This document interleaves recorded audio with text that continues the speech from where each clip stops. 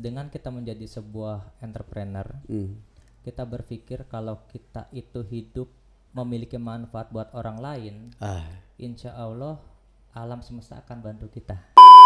Jangan gampang nyerah. Mentalnya nggak boleh cengeng, karena gebukannya tuh bukan main. Ketika satu konsumen tetangganya mau custom lagi, ke DJ aja, saya juga puas. Bismillah, Ulul Albab Podcast. Bismillahirrahmanirrahim. Assalamualaikum warahmatullahi wabarakatuh. Waalaikumsalam warahmatullahi wabarakatuh. Bismillah, alhamdulillah, wassalatu wassalamu ala rasulillah wa ala alihi wa sahbihi wa mawalah. Puji syukur milik Allah, salat salam milik Rasulullah sallallahu alaihi wasallam. Alhamdulillah, hari ini kembali kami Ulul Albab Podcast menyapa sahabat viewers Ulul Albab Podcast kalian. Mudah-mudahan semuanya hari ini dalam keadaan sehat walafiat. Yang sulit Allah mudahkan, yang sedang diuji Allah kuatkan, diangkat ujiannya, dan mudah-mudahan semuanya hari ini sedang berbahagia. Amin. Ya Rabbal Alamin. Baik, hari ini puji syukur milik Allah, kita kehadiran seseorang yang luar biasa. Tidak ada yang tidak kenal di dunia otomotif, ya, di dunia custom. Kita kedatangan Mas Dedi dari DG Custom. Tepuk tangan buat Mas Dedi, dan selamat datang Mas Dedi di Ulul Albab Podcast. Mudah-mudahan ini menjadi dunia baru. Ulul Albab ini bergerak di bidang haji, umroh, pendidikan, ada juga perumahan, ada juga bis pariwisata dan lain sebagainya. Dan alhamdulillah selamat datang, dan sebelum kita lebih lanjut, kenalkan saya Haji Anahdiansyah dari Ulul Albab Podcast, dan saya minta silakan Mas Dedi memperkenalkan diri. Siapa, dari mana, dan lain sebagainya. Silakan Mas. Oke, assalamualaikum warahmatullahi wabarakatuh semua Waalaikumsalam. teman-teman. Perkenalkan, nama saya Dedi. Saya memiliki salah satu usaha yaitu namanya DJ Custom, bengkel modifikasi motor dan mobil. Wah, iya. Berlokasi di wilayah Bekasi, tepatnya daerah Cikunir. Bekasi. Cikunir. Ya, Bekasi Cikunir. Iya. Sudah keluarga kah? Sudah berkeluarga. Punya keturunan kah? Punya satu. Alhamdulillah. Mudah-mudahan jadi anak yang saleh dan saleha. Amin. Baik, Mas Dedi, alhamdulillah, silakan menyapa dulu komunitas custom dan juga pelanggan dari DG Custom, dan doakanlah mereka, silakan. Hai semua Magic Lovers. Saat ini saya Dedi lagi bersama Pak Jiana, lagi ada di podcastnya Ulul Albab. Sedikit mau bercerita, sedikit mau sharing sama Pak Haji tentunya. So simak video ini sampai akhir ya. Yes, ya. Mas Dedi, saya ingin tahu, ini kan mempunyai jadi owner atau pemilik dari DG Custom. Di sela-sela sudah ada custom yang lain yang bisa jadi tidak terhingga jumlahnya. Ini proses pencahariannya gimana? Dari dulu barangkali apakah dulu kerja dulu, dan suka dukanya seperti apa sehingga sekarang sudah menjadi di atas dan rekanan dari AHM, Ahas Honda Motor. Silakan Mas Dedi. Ya, jadi sedikit flashback sejarahnya DJ Custom itu ya. Dulu itu nggak terpikir sebenarnya kalau hari ini DJ Custom itu bisa sampai detik ini bisa dipercaya oleh banyak orang, bahkan Masya Allah ya. Bahkan beberapa instansi besar pun bisa mempercayakan proyeknya ke kami. Masya Allah ya.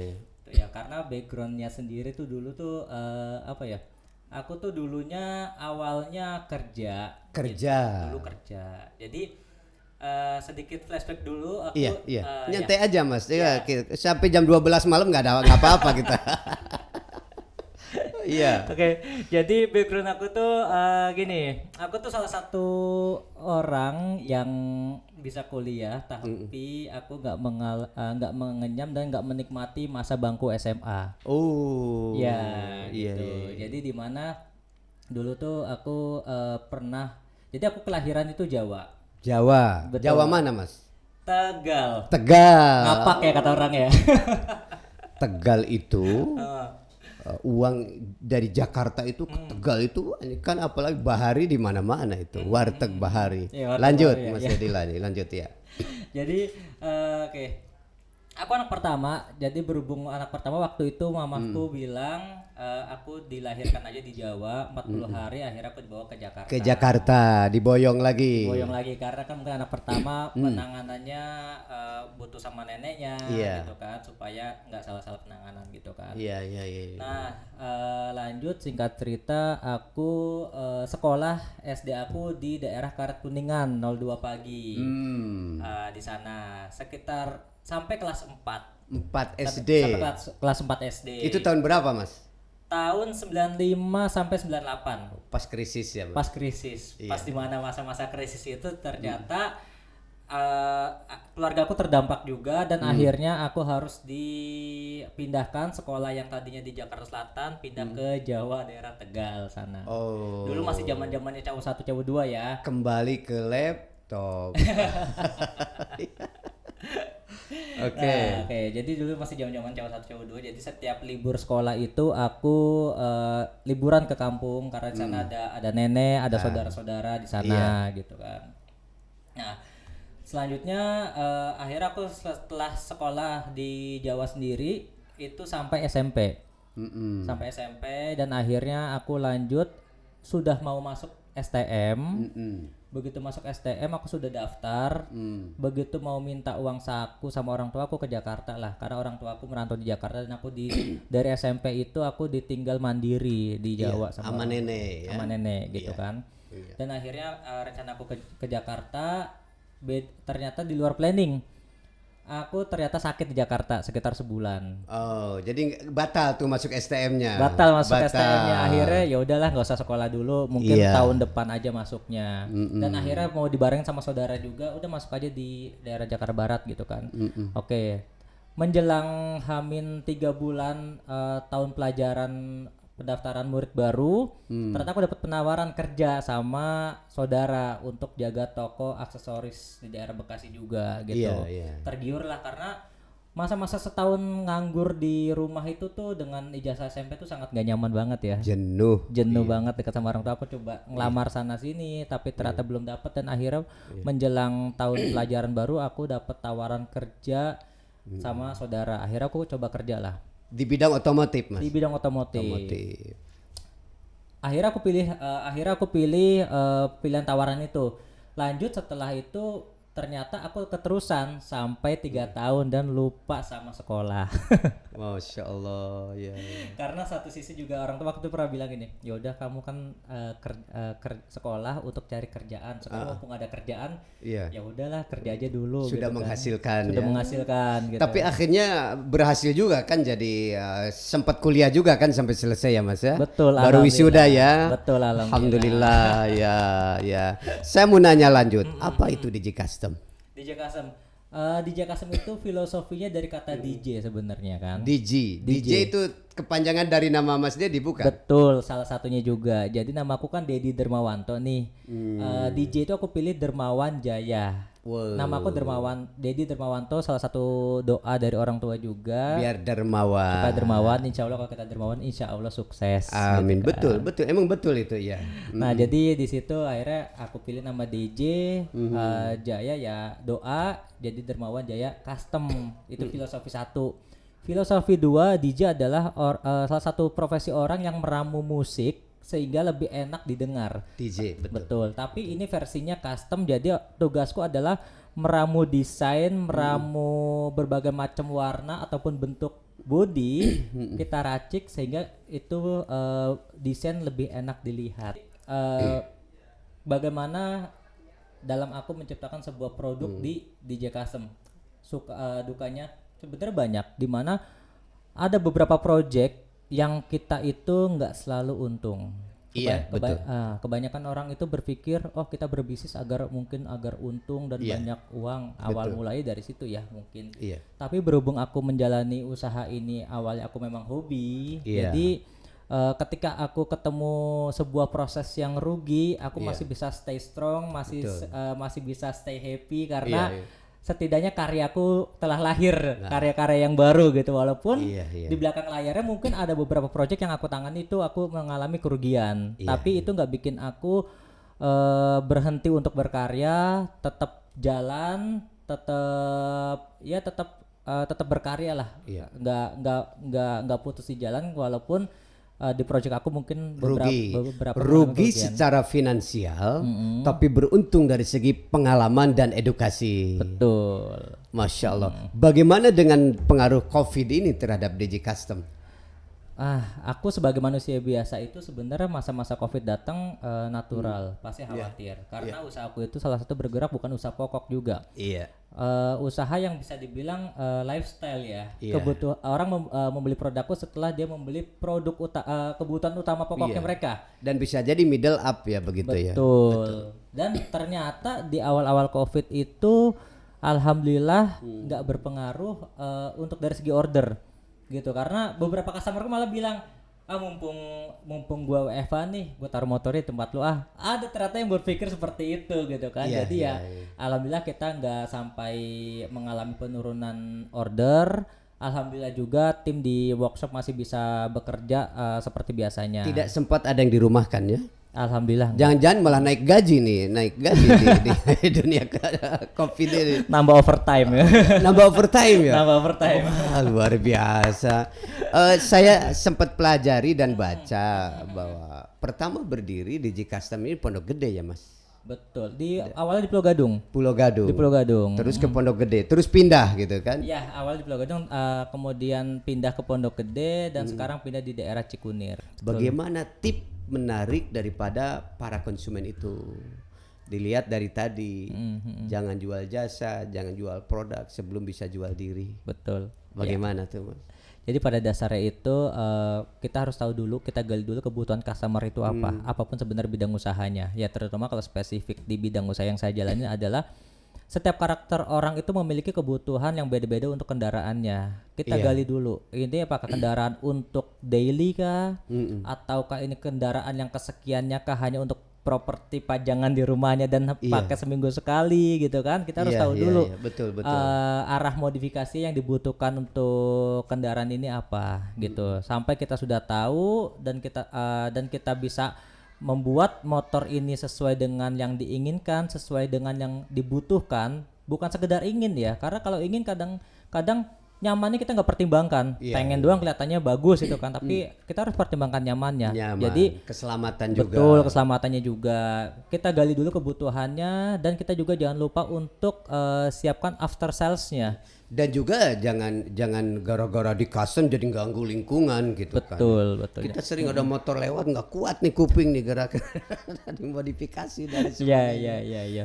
Oke, tentu saya ada prestasi, siapapun ada prestasi, DJ Custom juga ada prestasi. Nah, prestasi apa Mas yang paling membanggakan?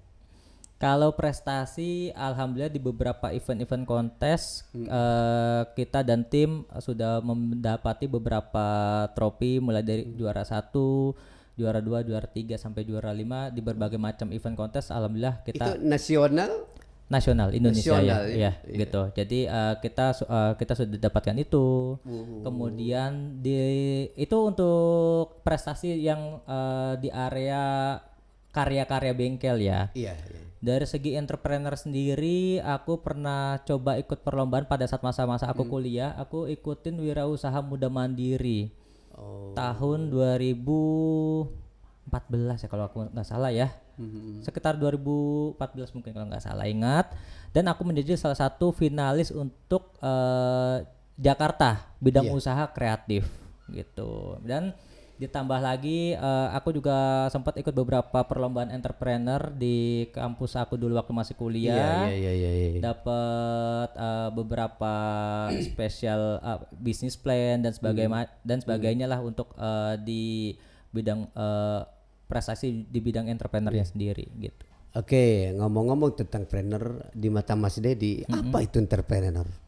Entrepreneur kalau menurut aku sendiri adalah Jiwa kewirausahaan ya. jiwa kewirausahaan, mandiri, jiwa yang harus bertanggung jawab. Iya. Karena kita harus bertanggung jawab dengan semua arah. Iya, iya. baik dari klien ataupun ke bawahan. Itu Iya, nggak iya. mudah sih menjadi entrepreneur. Dan Betul, betul, betul. kebanyakan orang itu menjadi entrepreneur, beberapa orang walaupun mungkin nggak semua, mungkin bukan untuk keren-kerenan sih, tapi seberapa Iya, usaha kita itu bisa bermanfaat buat orang banyak sebenarnya. Itu yang paling penting. Karena kalau kita kita menjadi sebuah entrepreneur, money oriented gitu kan. Tapi ketika kita ketemu kerugian beberapa kali, berkali berulang-ulang, ya buat apa tetap jadi entrepreneur kalau tetap rugi gitu kan? Karena Iya. kalau memang money oriented ya. Betul, Tapi betul. kalau kita punya alasan lain selain tentang uang, kita punya alasan lain kenapa kita harus menjadi entrepreneur, karena kita supaya kita hidup bermanfaat buat orang banyak. Nah, Bisa nolong orang banyak, bisa membuka lapangan pekerjaan, bisa ngajarin orang gitu kan. Jadi setidaknya kita punya value-value lain di luar tentang uang dan uang. Uang Iya. nanti akan datang dengan sendirinya setelah Betul, kita betul. melewati proses-proses dasar selain uang sih. betul. Gitu. Kan begini, semua yang kita lahir dibuai, doa orang tua itu cepat besar ya nak, cepat kerja. Karena memang siapapun yang nyaman ya dunia kerja kan begitu kan. Sementara kalau jadi entrepreneur, satu merintisnya berdarah-darah. Aduh, bukan main. Iya, kadang dilecehkan orang, kadang lain sebagai, kadang dibohongi orang, kadang dibohongi teman sendiri dan lain sebagainya gitu kan. Terus yang kedua, jadi jiwa entrepreneur itu memang perjuangannya luar biasa. Ketika sampai ke atas, jadilah icon bagi orang lain. Wah, hebat ya Diji, dan padahal perjuangan seperti apa kan begitu kan. Iya, betul, luar betul, biasa betul, dan itu tidak mudah. Kita ketika seseorang berada di kuadran kiri masuk ke kuadran kanan menjadi entrepreneur dan luar biasa. Bagaimana tuh ngerubah kuadran? Karena yang saya dengar dan pelajari Mas Dedi dulu sempat di showroom dan sebagainya, berubah arah dari jiwa pekerja yang akhir bulan itu harus gajian kasih orang tua dipakai ini dan sebagainya, habis nanti kerja lagi gajian lagi, sekarang harus mencari berkarya dan menggaji orang lain. Betul. Bagaimana itu di mata Mas Dedi itu? Ya, karena aku percaya gini, dengan kita menjadi sebuah entrepreneur, kita berpikir kalau kita itu hidup memiliki manfaat buat orang lain, insya Allah alam semesta akan bantu kita. Gitu. Luar biasa. Dan itu hadis Mas. Betul, dan aku percaya itu gitu ibarat. Kata Rasulullah begini, khairun nas anfa'hum linnas. Sebaik-baiknya manusia yang manfaat buat orang lain. Apa aja bentuk manfaatnya. Dan ada hadis kunci juga. Cintai yang di bumi, bantu yang di bumi, maka yang di langit akan membantu. Wah, luar biasa. Dan DJ Custom luar biasa. Baik. Selanjutnya Mas, DJ Custom Body Kit. Nah, di custom itu kan dimodif. Apakah dengan di custom dimodif itu harus menghilangkan aslinya, merubah aslinya, ataukah tambah manis dibandingkan dengan asli, tapi tinggal rusak aslinya? Seperti apa tuh custom tuh? Jadi taraf custom motor itu sebenarnya terbagi dari beberapa bagian. Ada yang karakter konsepnya itu modifikasi harian ada yang modifikasi medium ada juga yang modifikasi ekstrim. Iya. Nah, jadi kalau untuk motor-motor yang era 2010 ke bawah itu butuh ubahan ekstrim untuk menunjang dari segi desain body eksteriornya. Tapi untuk motor-motor yang keluar sekarang, pabrikan-pabrikan itu udah nggak kalah keren lagi untuk menciptakan desain-desain body kit yang sangat up to date dan sesuai dengan minat masyarakat Indonesia. Nah, tugas kita adalah untuk menambahkan, mempercantik kendaraan itu Enak dilihat, enak ditunggangi. Betul, dan memiliki identitas sesuai dengan si pengendara itu.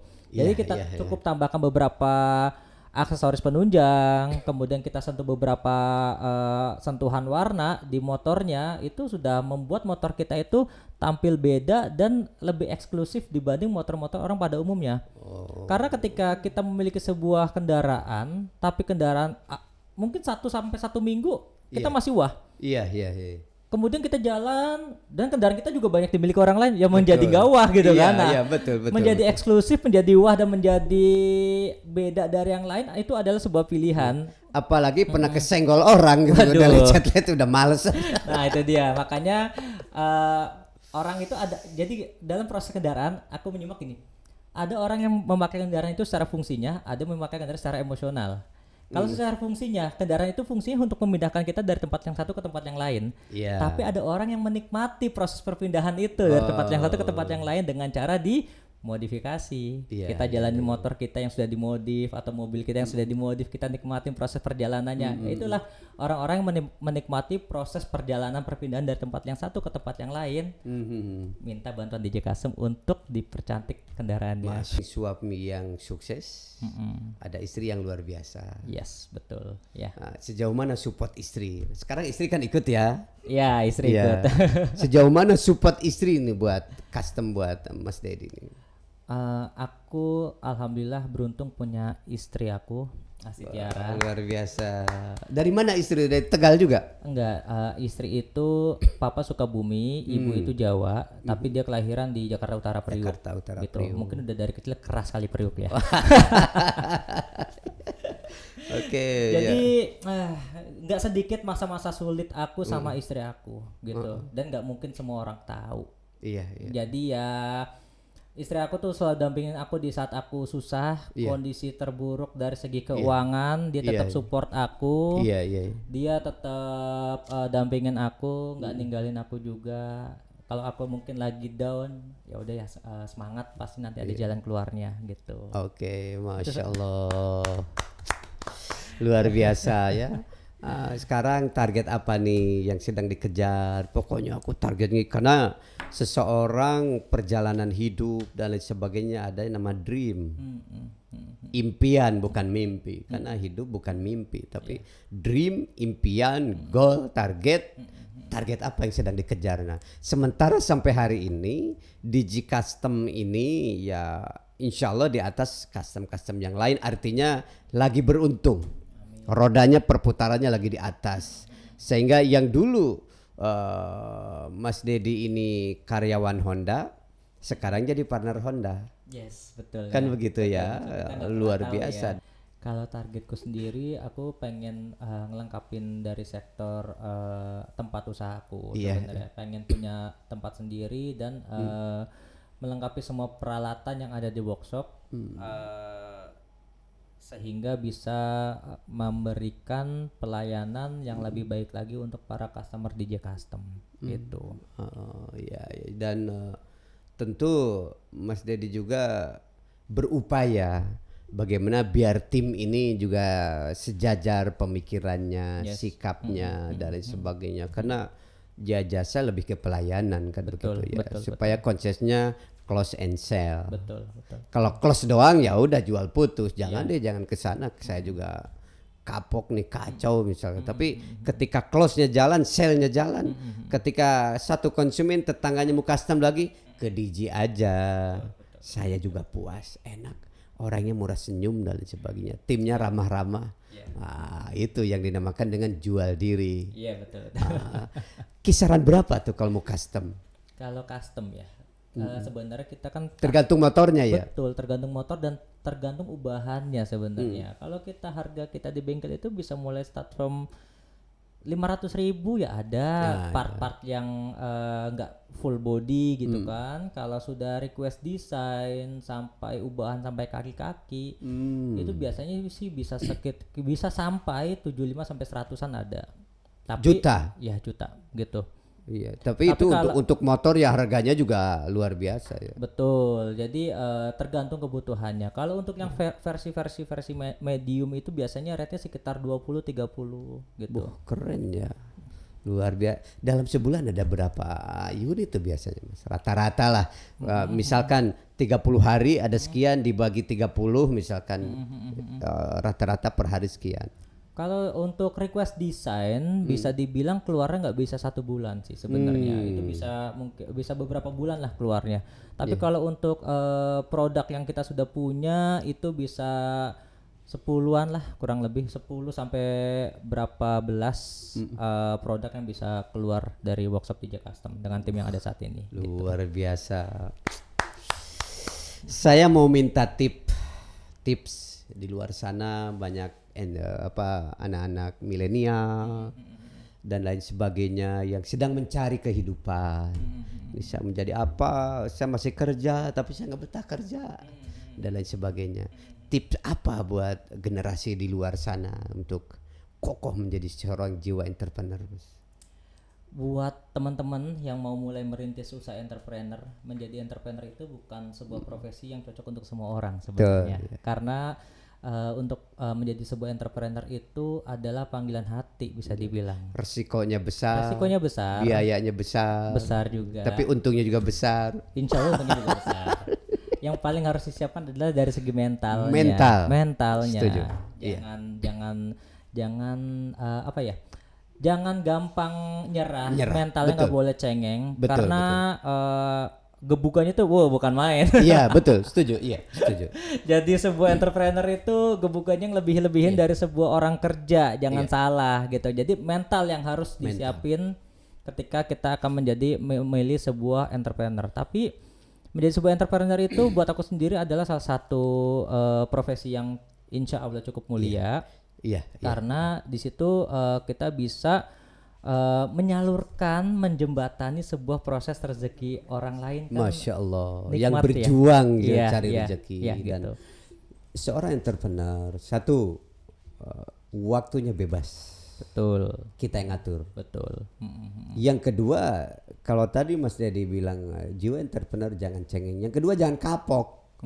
Karena betul. kalau momen yang ini rugi, kalau selesai berhenti ya nggak keganti. Betul. Lanjut supaya ada peluang untuk mengembalikan kerugian itu. Kalau udah jadi entrepreneur jangan setengah basah lah, basah sekalian deh pokoknya. Basah sekalian, betul. Jangan keringin dulu kalau belum tuntas gitu. Betul, Kebanyakan orang itu menyerah pada saat melewati proses-prosesnya. Betul. Jadi kan ada beberapa orang yang lebih expert lah untuk segi bidang usaha. Mereka itu menilai usaha itu bisa dinilai dari 5 tahun pertama. Betul. Kemudian setelah 5 tahun kirain udah selesai, enggak, masih ada 10 tahun pertama lagi gitu kan. Betul. Setelah 10 tahun 15 tahun pertama, dan itu setiap 5 tahun dan 10 tahun itu memiliki jenis ujiannya yang berbeda-beda gitu.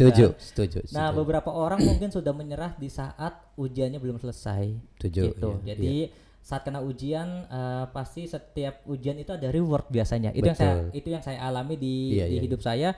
Ketika habis dapat ujian yang lumayan cukup berat, kadang saya mikir, ya Allah mau dikasih bonus apa sih, ini ujiannya berat banget gitu kan. Iya. Dan alhamdulillah ketika bisa goal ngelewatin ujian itu, bonusnya wah gitu kan. Masya Allah. Ini ternyata yang mau dikasih sama Allah gitu. Ya Allah. Mas Dedi, tadi kan jiwanya kesabaran, kejujuran dan uang. Menurut pendapat Mas Dedi, seberapa penting atau ranking pertama modal uang untuk membangun sebuah usaha? Karena yang salah alami, saya ngebangun Ulul Albab itu dari jalan kaki dan lain sebagainya. Jadi ketika ada yang nanya, Pak, waktu dulu bikin Ulul Albab modalnya berapa? Ketawa saya. Betul. Karena saya bukan anak sultan kan begitu kan. Jadi kita hanya punya dream, pengen ngerubah masa depan ekonomi keluarga, dan saya ingin jadi ayah yang dibanggakan oleh keluarga, sehingga bekerja keras berdarah-darah untuk meraih impian. Nah, di mata Mas Dedi, ranking berapa modal uang, Mas? Kalau menurut aku sendiri modal uang itu ranking terakhir ya. Terakhir. Kalau aku bilang setuju. Karena berdasarkan yang sudah aku lewatin. Iya. Kenapa itu ranking terakhir? Bullshit, usaha butuh modal. Enggak. Kalau aku sendiri itu sudah pantaskah kita untuk mendapatkan itu? Bangun kepantasan dulu sih, pastinya. Jadi kita ingin usaha apa nih gitu kan? Sebenarnya gini, kita tes. Saya punya salah satu tim, saya bilang gini. Saya pengen punya usaha, Mas. Oh ya udah. Usaha apa? Ya usaha apalah, kata dia gitu kan. Terus saya bilang, mau tak modalin? Bisa, Mas? Iya bisa. 50 juta. Oke. Serius, Mas? Iya. Tak minta dengkulmu satu sini. Saya bilang gitu kan. Jangan, masa saya kasih 50 juta saya diminta dengkul. Lah terus gimana? Ya boleh enggak 50 juta tak kasih, saya minta dengkul satu gitu kan ya. 50 juta loh. Ya janganlah, Mas. Ya kenapa enggak boleh dikasih? Berarti dengkulmu harga 50 juta dong. 100 juta tak bercandain gitu kan ya. 100 juta gimana? Dengkul 2. Ya enggak mau lah, jangan. Berarti kamu punya 100 juta di kakimu itu. Saya bilang gitu kan. Mana lagi mau dijual gitu kan. Ini belum nyampe ginjal loh. Karena memang begini, Mas. ketika ada perkumpulan kecil merintis, berdiskusi, wah sampai jam 00 misalkan gitu kan. Begitu di pertanyaan terakhir, modalnya gimana? Ya. Itu yang didiskusikan dari habis maghrib sampai lewat jam 12 pupus semuanya. Nah, banyak juga yang merintis usaha, bikin konsep dan sebagainya. Belum apa-apa udah minjem ke bank, akhirnya aset yang ada diambil dan sebagainya. Saya setuju kalau modal yang utama membangun usaha nih teman-teman viewers bahwa bukan uang. Dan Rasulullah juga begitu. Rasulullah itu lahir dari keluarga yang sederhana, anggaplah miskin, sehingga tidak seorang ibu pun yang mau ngambil beliau untuk disusui dari suku dari Taif sana, Bani Sa'diyah itu. Kenapa? Karena ini siapa? Muhammad. Rumahnya mana? Ini ayahnya udah wafat, miskin amat. Nanti dapat apa kalau saya nyusuin dia? Gitu kan. Tapi seorang yatim lahir miskin, tapi silsilahnya baik dan bersih. Usia 25 tahun mampu memberikan mas kawin 100 ekor unta. Masya Allah, ya. Tidak ada suplai dana dan lain sebagainya. Tapi ternyata bukan IQ juga untuk menjadi seorang entrepreneur ya mas. Yes. Tapi emotional question. Betul. Jujur, pandai bergaul, Ya. amanah, Ya. uang ikutin. Bisa mengambil peluang. Itu Karena keputusan banyak, yang baik. Karena banyak orang yang memiliki modal pun Iya, belum tentu dia bisa mengatur strategi setuju. Ya. gitu. Jadi itu dia fungsinya kita. Dulu aku waktu pas baru ngebangun di Jakarta itu aku modal Iya. 900.000. 900.000 sampai sekarang jadi partner Honda. Yes, alhamdulillah. Masya Allah. Aku jual 900.000 itu adalah dulu aku punya angsuran motor itu angsurannya 900.000. Nah ini aku gambling nih. Ini 900.000 nggak balik modal, tekor ini saya. Iya, bersiko ya. Ya jadi dulu aku nyales. Aku jualan dari toko ke toko menawarkan produkku. Iya. Begitu ordernya sudah di tangan, uang 900.000 aku belikan untuk beli bahan dan aku jadikan sebuah produk. Barulah aku setor ke toko dan aku langsung balik modal dan langsung dapat untung juga. Dan itu masih di rumah itu. Dan itu masih di rumah. Belum bikin tempat workshop belum. gitu. Dan keuntungan itu aku cicil untuk membeli peralatan-peralatan bengkel, bor, gerinda, obeng dan sebagainya. Karena ya orang tua aku sendiri juga waktu itu nggak bisa support dana secara lebih ya, jadi ya aku harus mandiri dan dari situlah aku mulai modal untuk workshop DJ Custom. Dan dari situ juga pentingnya kita untuk selalu jalin silaturahmi dengan siapapun. Networking ibaratnya. Nah, nanti dana itu juga pada dasarnya dana order apa segala macam rezeki itu akan datang dengan sendiri ketika kita sudah membangun kepantasan kita, apakah kita sudah nyampe untuk dipercaya sama orang. Orang sukses anaknya belum tentu sukses. Betul, iya. Dan yang paling penting adalah apa yang kita pikirkan dan kita lakukan hari ini, besok dan seterusnya. Betul. Itu kata Dale Carnegie, itu luar biasa. Mas terakhir, silakan untuk menyapa komunitas viewers DJ Custom dan lain sebagainya, silakan. Oke, buat teman-teman followers DJ Custom ataupun subscriber DJ Custom, jika mungkin teman-teman ingin membangun sebuah usaha yang jelas, kita siapkan dulu mental profesional kita, karena ketika kita memilih untuk menjadi seorang entrepreneur ataupun seorang pengusaha, tanggung jawab kita semakin besar. Kita punya dua arah di mana kita harus bertanggung jawab sama klien, sama customer, begitu juga kita bertanggung jawab sama tim yang ada di lapangan. Jadi bukan berarti perpindahan kita dari tadinya kerja menjadi entrepreneur itu menjadi lebih mudah, enggak. Tapi percaya dengan kita berpikir hidup itu kita menjadi entrepreneur bukan tentang seberapa banyak omset kita, tapi tentang seberapa bermanfaat usaha kita untuk orang banyak. Kalau kita fokus ke situ, yang saya rasakan, insya Allah alam akan bantu kita sih. Masya itu Allah. yang saya rasain. Terakhir Mas, seberapa penting ibu buat Mas Dedi, seorang ibu, sosok seorang ibu? Kalau menurut aku sendiri seorang ibu ya sangat penting ya, karena ketika kita lagi kondisi down, ya kadang ibu juga menjadi salah satu tempat curhat juga. Betul. Kemudian ibu adalah orang yang pertama kadang gak mau anaknya susah juga dan Setuju. selalu siap mendoakan anaknya siang Iya. dan malam gitu. Betul. Dengan doanya insya Allah ya kita akan jadi orang yang lebih sukses lagi ke depannya, bisa bantu orang lebih banyak lagi sih gitu. Bisa dibedakan Mas, orang-orang yang sukses, orang-orang yang besar adalah orang-orang yang memuliakan ibunya, Iya betul. yang menempatkan ibunya di atas segala-galanya. Iya. Nah, bagi viewers sekalian, Digi viewers, subscribers Digi dan Ulul Albab Podcast viewers, bahwa yang masih ada ibu, muliakan ibumu.